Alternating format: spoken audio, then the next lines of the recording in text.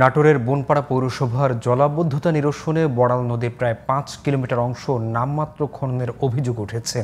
পানি নিষ্কাশন প্রকল্পের নামে ১,৭৯,০০,০০০ টাকা ব্যয়ে নদী খনন করেছে পৌর কর্তৃপক্ষ। নদী খননে অনিয়ম ও দুর্নীতি হচ্ছে এমন অভিযোগ পৌরবাসীর। এদিকে পানি উন্নয়ন বোর্ড কর্তৃপক্ষ বলছে নদী খননের এখতিয়ার নেই পৌরসভার। নাটোর প্রতিনিধি মোহাম্মদ রাশিদুল ইসলামের পাঠানো রিপোর্ট জানাচ্ছেন জুবাইর রহমান। বনপাড়া পৌরসভার একাংশের মধ্য দিয়ে বয়ে গেছে বড়াল নদী। দখল, দূষণ আর খননের অভাবে একসময় খরস্রোতা নদী এখন প্রায় মৃত। নদীর প্রবাহ নিশ্চিত ও পৌর জলাবদ্ধতা নিরসনে পানি নিষ্কাশন প্রকল্প হিসেবে ২০২৪ সালের ১৫ এপ্রিল বড়াল নদী খনন কাজ শুরু করে পৌর কর্তৃপক্ষ। কোটি টাকা ব্যয়ে কাজ শুরু হলেও ড্রেনের মতো করে খনন করছে পৌরসভা, এমন অভিযোগ স্থানীয়দের। এই যে পানি হয় খালি পথ তুলে চলে যাচ্ছেন, বুঝলেন।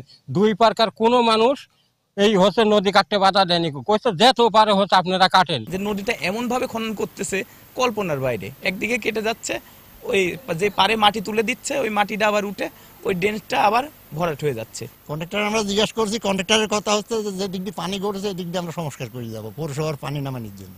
আমরা নদী হিসাবেই এটাকে দেখতে চাই, আমরা কোনো ক্যানেল হিসাবে এটাকে দেখতে চাই না। পৌর কর্তৃপক্ষ নদী খননের কাজ শুরু করলেও পানি উন্নয়ন বোর্ড থেকে কোনো অনুমতি নেওয়া হয়নি বলে দাবি করছেন পানি উন্নয়ন বোর্ডের কর্মকর্তারা।